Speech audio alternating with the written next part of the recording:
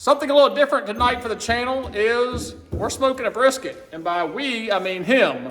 Richard's been out here all night smoking, or all day rather, smoking a brisket for tonight's family Christmas dinner. And he's gonna take you through the process of how to smoke the perfect brisket. I know nothing about it, so the next part is up to him. We got you. Evening, guys. This is the evening before our family Christmas. Merry Christmas, by the way. And tomorrow I'm going to be cooking a brisket. So the first process and step in this is obviously we bought our brisket.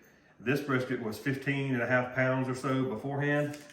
Because we've only got 6 adults and 2 small kids eating tomorrow night, we didn't need that much, and realistically this is still too much. But the butcher I went to was able to cut off the flat end of the brisket, leaving us with about 8.5 pounds. But even with that being cut off, your brisket still has a lot of fat all over it. And that is your first thing you need to do when you get your brisket, is to trim the fat. This is the meat side of the fat. The bottom side right here is what you refer to as the fat cap side. The meat side, you want to trim off most of the fat. You don't want to leave too much on the meat side. For the fat cap side, it's really going to depend on every brisket you get. Every brisket you get is going to be different. You really want to trim down this fat cap side. There's a big hard piece of fat right here that you want to get rid of most of it, because that fat will not render down.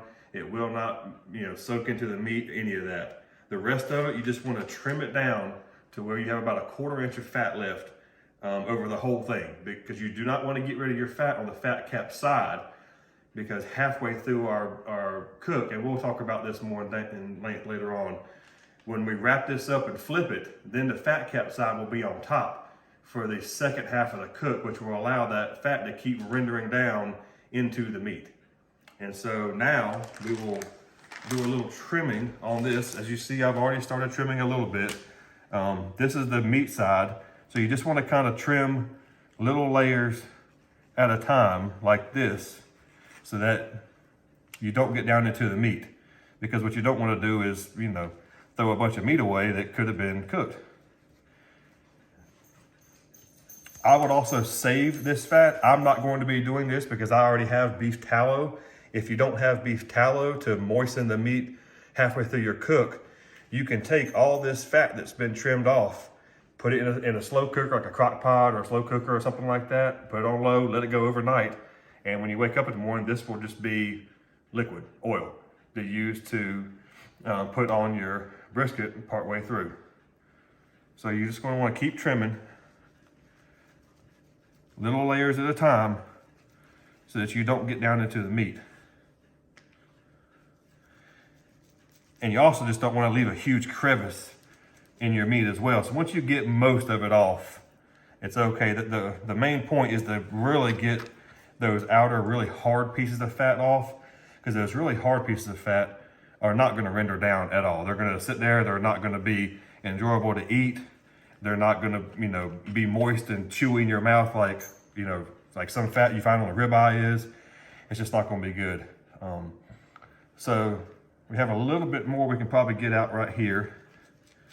Like I said, we don't want to get down too much into the meat.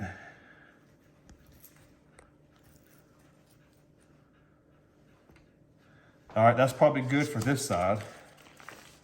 And now we're going to flip over to the fat cap side, and you can see right here is a huge piece of fat.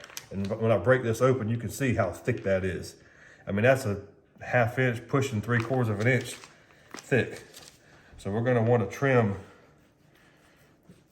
a good hefty portion off of this. Well, just a little bit too low right there, but that's all right.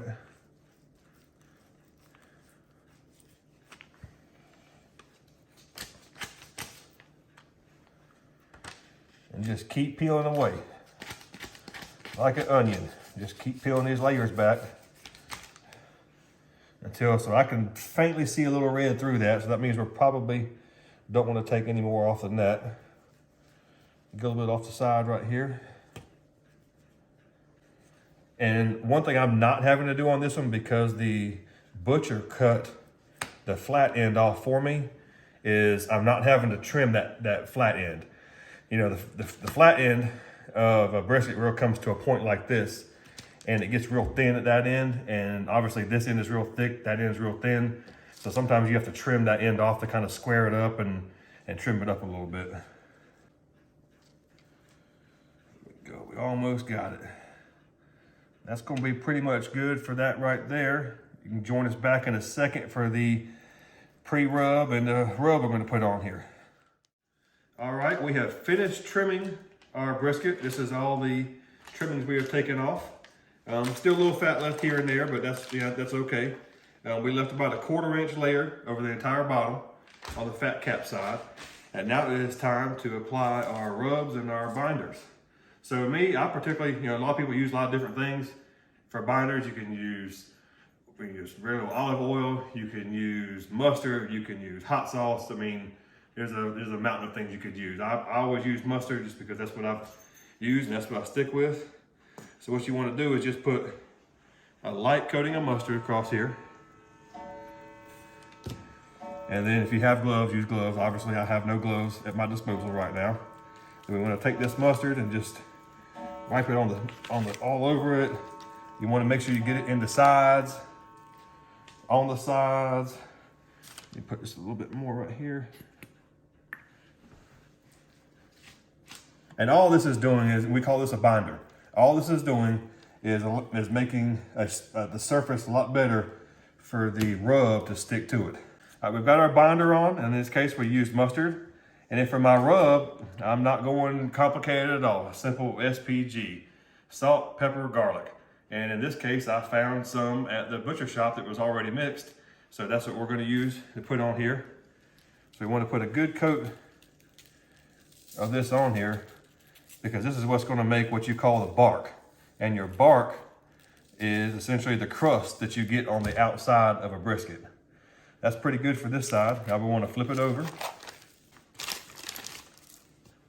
Get your binder back out. Squirt our mustard on here. Rub it around, down in all the orifices and cracks and crevices on the sides. You want to cover the whole thing. Sprinkle our binder on, our rub on, excuse me.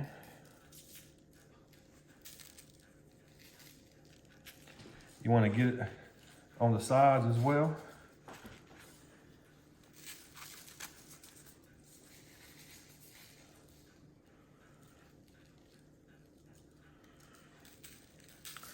This salt, pepper, garlic is pretty much a 1-to-1-to-1 ratio. One thing we can do, which I'm probably going to do, is you want to add a little more pepper than you do the other things, because the pepper helps make that bark. So I'll probably get a little extra pepper and season it up with a little extra pepper. And then we'll be ready to let it sit overnight. You usually want to let this sit 12 to 24 hours, somewhere along there before you throw it on the smoker. Another thing you want to make sure you do is take it out probably an hour or so before you want to start smoking it, because you want the meat to start coming up to room temperature a little bit before you throw it on the smoker. You don't just want to throw a real cold brisket on the smoker, because it's going to drag the heat of your smoker down real quick, and then you'll struggle getting it back up. And some people put too much on there to get it back up, and now you've got a situation where it's too hot. So you just want to make sure this is about room temperature before you throw it on. So the next time you see, we'll be out at the smoker ready to start smoking. Good morning, everyone. It is early in the morning and we are out here. I've got my Napoleon kettle style cooker. We've got our lump charcoal. I prefer lump charcoal because there's less chemicals in it, less things that don't need to be eaten. And also it's designed to burn longer and not quite as hot. Charcoal briskets are like the matchlight ones and the other little briquettes you get. They burn pretty hot. And on a cook like this, we want to do low and slow for like 8 hours. You don't want that.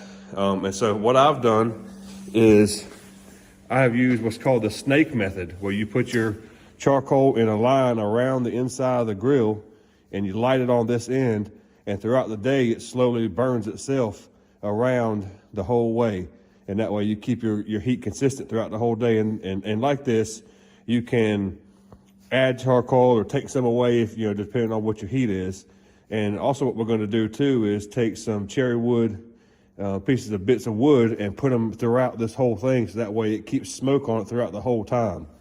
You don't have to do that. because the lump charcoal itself is going to give off smoke. We just want to add a little extra smoke to it. And realistically, you only need to put the wood on the first probably 2, 3, 4 hours of your cook, because meat is only going to absorb so much smoke, and after a while it's going to quit. And that's why whenever you go to cut it open, you're going to see a little red smoke, like a little red ring around the inside of your meat. That's your smoke ring. That tells you did it right. So I'm going to finish now by putting the cherry wood on here. I'm going to go inside, get the brisket, bring it out, and get it set up and get ready to go. All right, we're about an hour or so into this cook. Temperatures are looking good. Everything is looking good so far. Now we're going to open it up, and one thing you need to do throughout your cook is spritz your meat. You can use water. A lot of people use a mixture of apple cider vinegar and apple juice. This is a 50-50 mixture. It's a regular spray bottle. And all we're gonna do is open the grill up, spritz the meat a little bit, keep it moist. And this also helps create that bark. Open this bad boy up. Looking good. Meat is looking nice and good right now.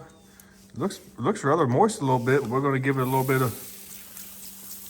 of juice on here. Just spray it up a little bit.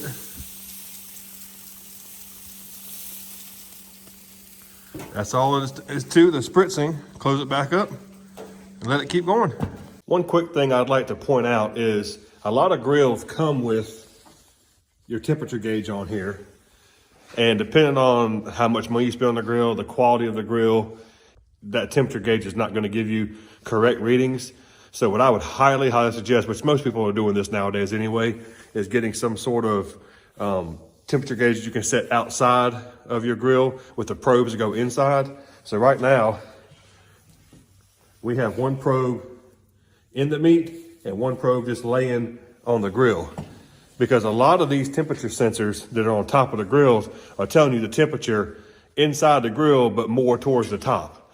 And that's not really an accurate reading, because your meat is closer to the heat source than that is actually reading.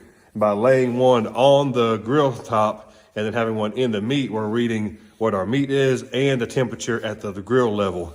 So right now, this grill is saying we're at 260 degrees, but the temperature thing is actually saying we're at 234. So it's not a huge difference, but it's enough of a difference that, you know, could influence your grill or influence your meat, depending on what meat you're cooking or smoking or what you're doing. So I would always highly suggest you're getting a probed temperature sensor. All right, we are at our point where it's time to take the meat off and wrap it. I've got my neighbor Kyle here helping out. He tends to know when I'm grilling. He just kind of shows up. That's about the only time he shows up is when I'm grilling. Right.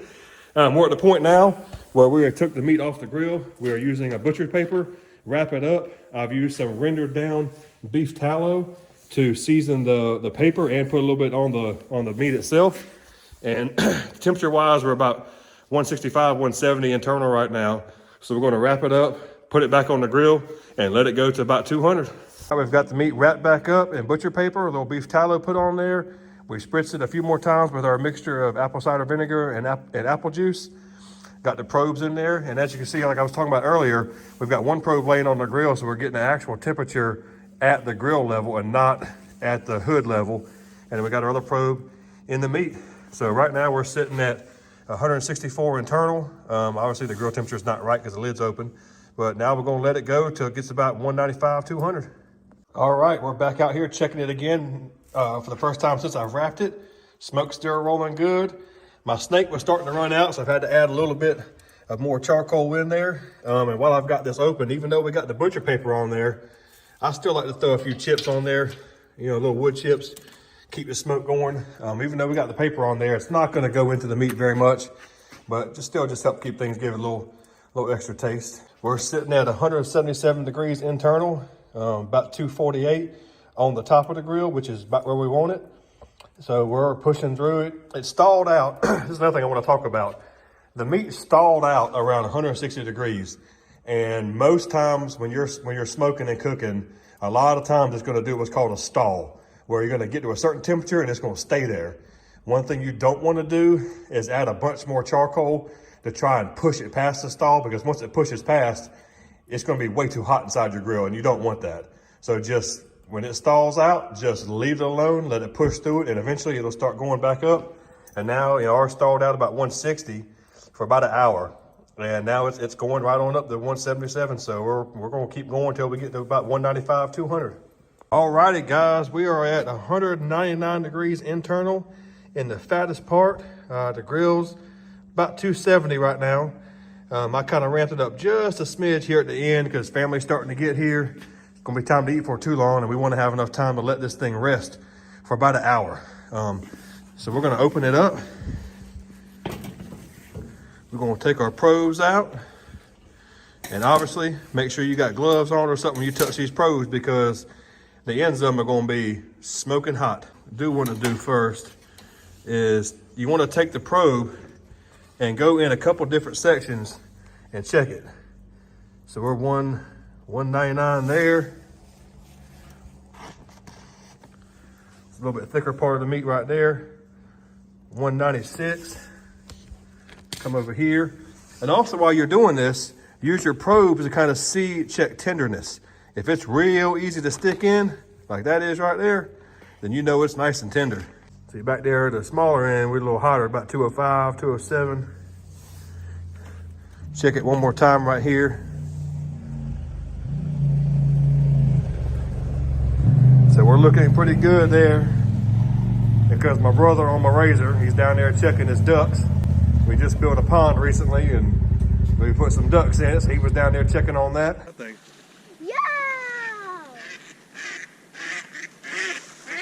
And we're almost done ready to eat. Hudson, this is my nephew Hudson. You ready to eat, buddy? Yeah, I also walked on the pond. Oh, don't tell none of that. Got video evidence. Cleanup crew.